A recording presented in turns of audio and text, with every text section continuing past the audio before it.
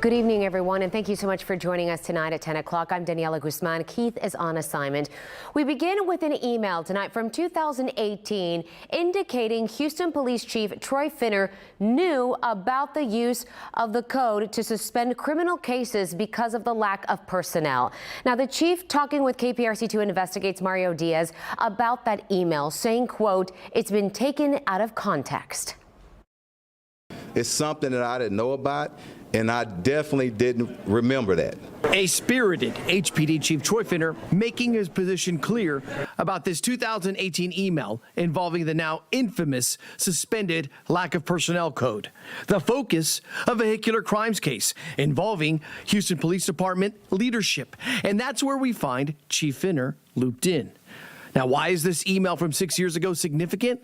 Well, for that answer, we go to this past February, when Chief Finner spoke to Houstonians for the first time about thousands of adult sex crimes investigations being suspended over manpower issues. In November of 2021 was the first time I ever heard of a case management system code labeled as suspended lack of personnel. That was February. Fast forward to today and the email from years earlier. I've said how sophisticated Houston is. So to try that to that, like, you know, I'm being untruthful or something like that, it's not going to work. Chief, you're right. Houstonians are sophisticated.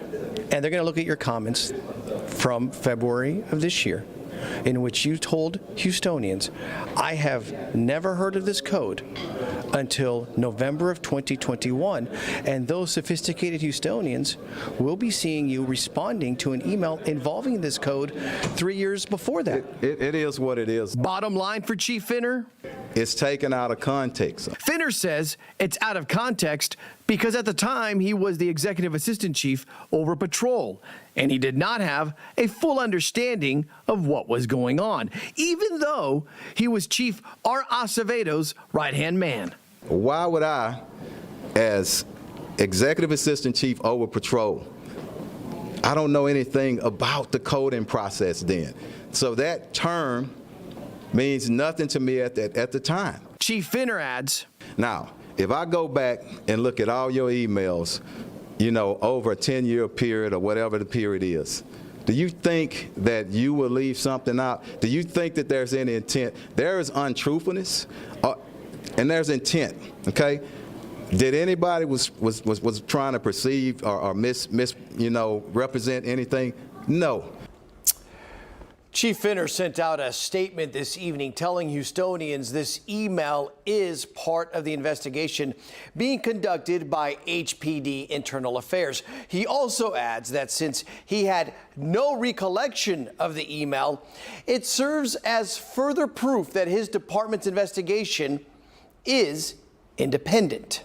Now, Daniela, we, of course, will have more on this case as developments do come out into the light here in the near future. I want to ask you, Mario, I know that Mayor John Whitmire has been watching this closely as part of the investigation as well. What does he have to say about this? Well, the mayor's team told us today that he is not commenting on this new development. We'll see what the mayor has to say about the discrepancy involving Chief Finner, what he has told Houstonians, and what we're also seeing with regards to this email tomorrow following Houston City Council. We'll be there. All right, Mario, thank you. We know we'll stay on top of it. In the meantime,